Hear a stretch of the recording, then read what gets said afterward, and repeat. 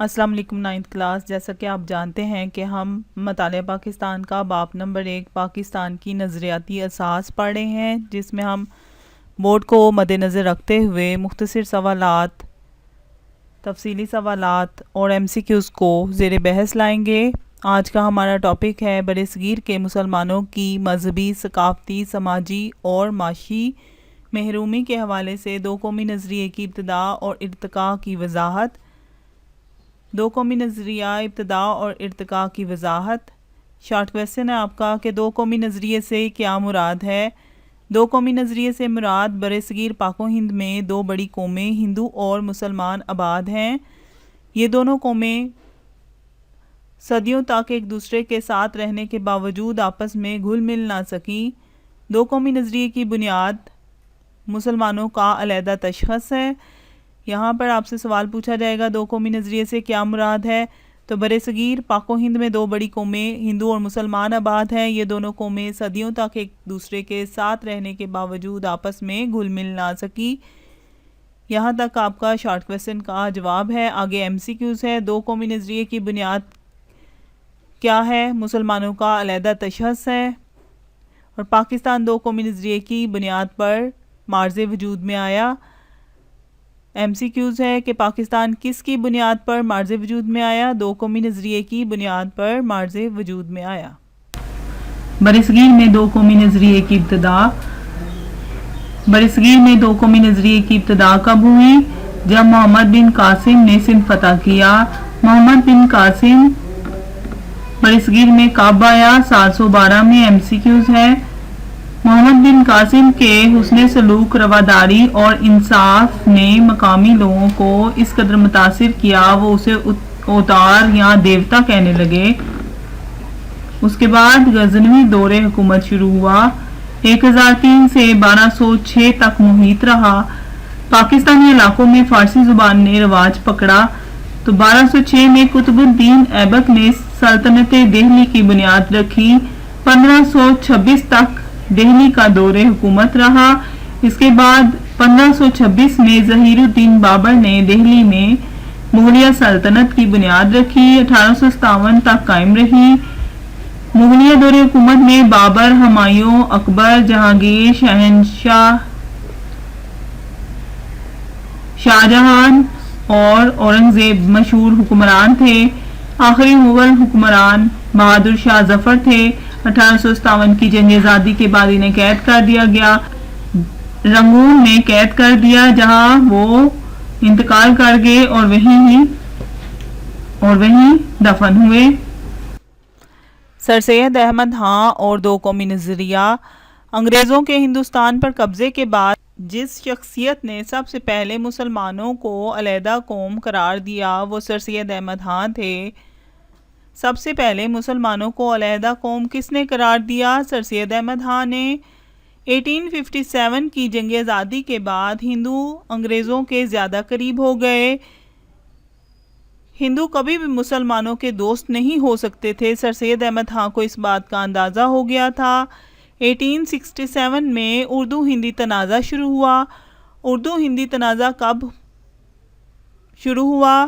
1867 میں. MCQs ہے. مسلمان اور ہندو الگ قومیں ہیں. سر سید احمد خان کو یہ اندازہ ہو گیا تھا کہ مسلمان اور ہندو علیحدہ علیحدہ قومیں ہیں. اس کے بعد انہوں نے مسلمانوں کی تعلیمی اور سیاسی میدان میں ترقی کے لیے کوششیں کیں اور انہوں نے تعلیمی ادارے قائم کیے. MA ہائی اسکول اور کالج کا قیام عمل میں لے کر آئے. 1885 میں سر سید احمد خان نے مسلمانوں کو سیاسی جماعت کانگریس میں شمولیت سے منع کر دیا تھا. اس کے بعد انہوں نے مسلمانوں کو سیاسی ترقی کے لیے محمدن ایجوکیشنل کانفرنس کا پلیٹ فارم بھی مہیا کیا تھا.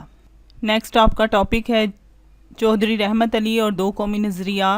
1933 میں آپ نے لندن میں پاکستان نیشنل موومنٹ کی بنیاد رکھی. 28 جنوری 1933 کو انہوں نے اب یا پھر کبھی نہیں کے عنوان سے 4 صفحات پر مشتمل مشہور کتابچہ جاری کیا جو تحریک پاکستان کے لیے مضبوط دیوار ثابت ہوا اور قومیں جو ہیں دوسری قومیں پاکستان کے نام سے روشناس ہوئیں. آپ سے سوال پوچھا جائے گا کہ پاکستان کا نام کب اور کس نے رکھا؟ چودھری رحمت علی نے 1933 میں اب یا پھر کبھی نہیں کے نام سے ایک پمفلٹ شائع ہوا تھا، کتابچہ شائع ہوا تھا، اس میں آپ نے پاکستان کا نام تجویز کیا۔ چودھری احمد علی نے دو قومی نظریے کی وضاحت کرتے ہوئے فرمایا کہ برِ صغیر میں کئی اقوام آباد ہیں، ان میں دو بڑی قومیں ہندو اور مسلمان ہیں جو صدیوں سے ایک دوسرے کے ساتھ رہنے کے باوجود بھی آپس میں گھل مل نہیں سکیں، اس قدر مختلف ہیں کہ سینکڑوں برس کی ہمسائیگی اور ایک حکومت کے زیر سایہ رہنے کے باوجود ان میں مشترکہ قومیت کا تصور پیدا نہ ہو سکا۔ یہاں پر آپ کا ایک شارٹ کویسچن ہے کہ چودھری رحمت علی کب پیدا ہوئے؟ 1897 میں، اور کہاں تعلیم حاصل کی؟ اسلامیہ کالج لاہور اور کیمبرج یونیورسٹی سے تعلیم حاصل کی۔ نیکسٹ آپ کا ٹاپک ہے ہندوستان میں مسلمانوں کی معاشی محرومی۔ انگریزوں نے ایسٹ انڈیا کمپنی 1600 میں قائم کی۔ ایم سی کیوز بھی ہے آپ کا کہ ایسٹ انڈیا کمپنی کب اور کس نے قائم کی؟ انگریزوں نے 1600 میں ایسٹ انڈیا کمپنی کی بنیاد رکھی، اور اس کا مقصد کیا تھا؟ ایسی پالیسیاں بنانا تھا جس کا زیادہ سے زیادہ مالی فائدہ انگریزوں کو ہو۔ انگریزوں نے مسلمانوں کو ان تمام عہدوں سے ہٹا دیا تھا جو ان کے آباء و اجداد کے دور سے ان کے پاس چلے آ رہے تھے۔ انگریزوں نے ہندوؤں کو معمولی عہدوں سے ترقی دے کے اعلیٰ عہدوں تک پہنچا دیا۔ انگریزوں نے مسلمانوں کی زمینیں چھین لیں۔ انگریزوں نے مسلمانوں کو سرکاری ملازمتوں سے نکال دیا۔ انگریزوں کے دور میں بنگال میں امن و امان کی خرابی پیدا ہونا شروع ہو گئی اور زراعت نہ ہونے کی وجہ سے قلت ہو گئی۔ بنگال میں ریشم اور سوت کے کاریگر اور تاجر دونوں شہروں کی طرف چلے گئے۔ تجارتی مال کی نقل و حمل پر جگہ جگہ ٹیکس عائد ہونے لگے، اور لوگوں نے جو خریداروں کی قوت خرید سے کہیں زیادہ تھے، اس سے تجارت بہت متاثر ہوئی۔ اس طرح دوسری اقوام کے ساتھ ساتھ مسلمانوں کو بھی بہت نقصان اٹھانا پڑا۔ ایسٹ انڈیا کمپنی کے نئے ٹیکسوں کے باعث کسان محصول کی شرح بڑھ گئی۔ اس طرح انگریزوں کے ہاتھوں مقامی زراعت کو سخت نقصان پہنچا۔ ٹھیک ہے اسٹوڈنٹس، برصغیر کے مسلمانوں کی مذہبی، ثقافتی، سماجی، معاشی محرومی کے حوالے سے دو قومی نظریے کی ابتدا اور ارتقاء کی وضاحت، یہ لانگ کویسچن نمبر 6 ہے۔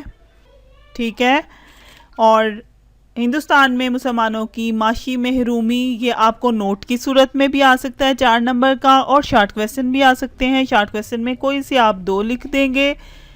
امید ہے آپ کو سمجھ آ گئی ہوگی۔ اللہ حافظ۔